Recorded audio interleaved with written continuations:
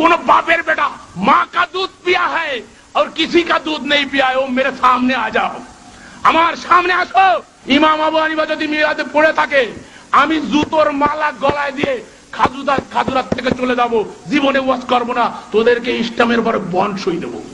I can challenge কোন বাপের বেটা, কোন মৌলভী সাহেব, কোন মুফতি আর মুহাদ্দিস যদি আমার মাইকের আওয়াজ শোনো, আমার কাছে আসো, তোমরা যে কাজগুলো ইমাম আবু হানিফার নামে করছো, আমি চ্যালেঞ্জ দিয়ে বলতে পারি, ইমাম আবু হানিফা ইমামে আজম রাহিমাহুমুল্লাহ মাথার তাজ মনে করি, জীবনে করেন নাই।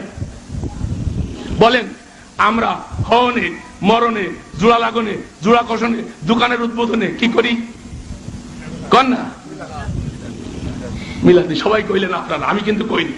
দেখেন এই যে মিলাদ পড়ি আমরা, আমাদের সমাজে কিছু লোক আছে জীবনে নামাজ না পড়লেও মিলাদের সময় আনলি দেখবেন পকেটের থেকে স্যাত মুসার রুমাইল খান বাইর করে 3 গুণা বাস করে মাথায় দিয়ে টুপি না থাকলে মিলাদের মাহফিলে বসে বুঝতে চায় নামাজ পড়ি না, কিছু করি না, অন্তত মিলাদটা না পড়লি মুসলমানিয়া তো থাকে না, তো মুসলমানিয়া দেখানোর জন্য উনি মিলাদের মাহফিলে হাজির হয়। কি কথা ঠিক কিনা?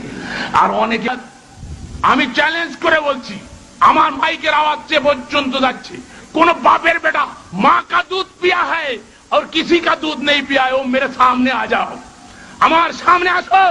যদি মায়ের বুকের দুধ পান করে সত্য সন্তান হয়ে থাকো, তুমি প্রমাণ করে দাও ইমামে আজম মিলাদ পড়েছে।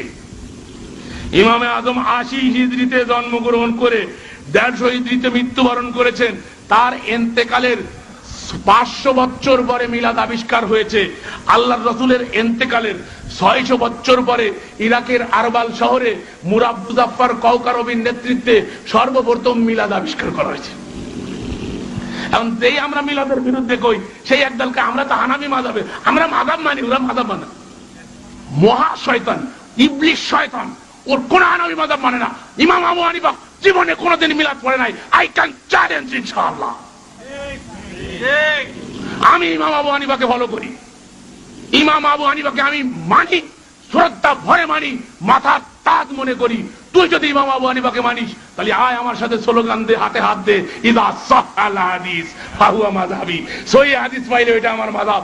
ইমাম আবু হানিফা যদি মিলাদে পড়ে থাকে, আমি জুতোর মালা গলায় দিয়ে খাজুরাত থেকে চলে যাব, জীবনে ওয়াজ করব না, তোদেরকে ইসলামের পরে বন্ড সই দেব। কেন করো ইমাম আবু হানিফার নামে?